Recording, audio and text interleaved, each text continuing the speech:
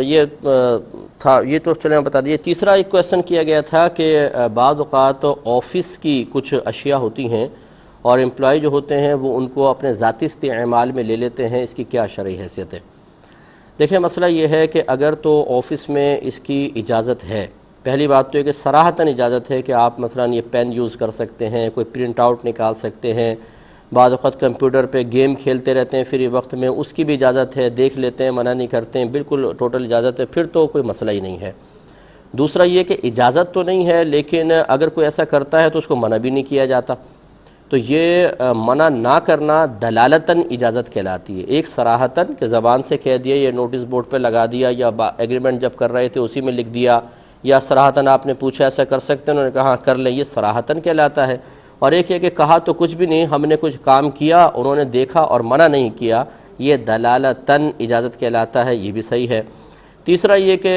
ایک آپ نے کوئی کام کیا، نہ انہوں نے صراحتاً کہا، نہ وہ کوئی سامنے موجود ہیں، لیکن عرف اور عادت ایسی ہے، رواج ایک قائم ہے کہ جہاں آفیسز میں اکثر ایسا کام ہو جاتا ہے، تو جو مشہور ہو جاتی ہے چیز معاشرے میں، تو اس کے بارے میں کہتے ہیں کہ المعروف کالمشروط، کہ جو مشہور اور معروف ہوتا ہے وہ ایسے ہی ہے جیسے اس کو شرط ٹھہرا لیا گیا ہو۔ تو گویا کہ اگر عرف رائج ہو جائے کہ عموماً اس جیسے ہمارے ہاں آفیسز کے اندر بعض اوقات ریسٹ ٹائم کے اندر بیٹھ گئے ہیں، بات کر رہے ہیں، اس میں کوئی گرفت نہیں ہے، کام بھی نہیں ہے اور ایسے بیٹھے ہوئے ہیں بعض اوقات، یا مطلب بعض اوقات جب کرکٹ کے میچز وغیرہ ہوتے ہیں تو پورے آفس دیکھ رہے ہوتے ہیں، کوئی منع نہیں ہوتا، اگر واقعی منع نہیں ہے اور کام چوری بھی نہ ہو تو اس کی بھی گنجائش نکل سکتی ہے۔ اور اگر یہ تینوں چیزیں نہ ہوں تو پھر یاد رکھیں ایک پین کا استعمال بھی ہمارے لیے شرعاً جائز نہیں ہے۔ اگر ہم اس کو اٹھا کے لائیں گے تو چوری کہلائے گی، اور اگر ہم اس کو استعمال کریں گے تو امانت میں خیانت ہوگی۔ اسی طرح کام موجود ہے، کام چھوڑ کر آپ گیم کھیل رہے ہیں، کرکٹ کا میچ دیکھ رہے ہیں، یہ سب گناہ ہیں، اور جتنی دیر آپ دیکھتے رہیں گے اتنی دیر کی تنخواہ کے مستحق نہیں ہوں گے۔